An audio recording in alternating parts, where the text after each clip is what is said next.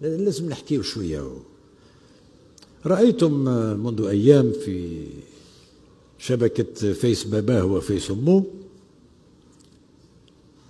صورة لغراب يمزق العلم الإسرائيلي.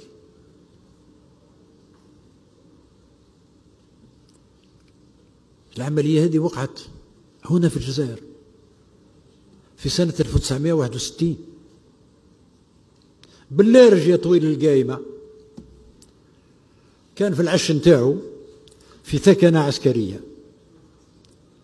يشوف هذاك الإعلام بالبلون روج، ينزل عليه يقطعوه ويديه للعش نتاعو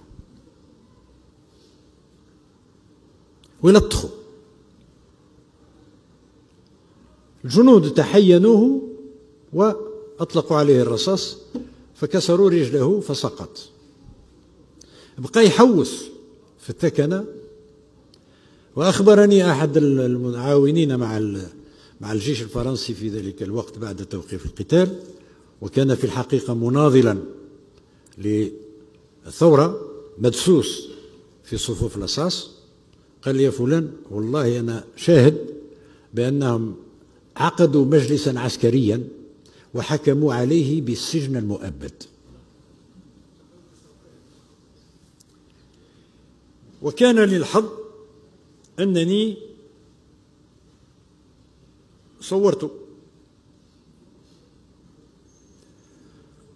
هو عايب في وقته، يعني مباشرة بعد توقيف القتال، وكان مسكين يمشي على رجل واحدة.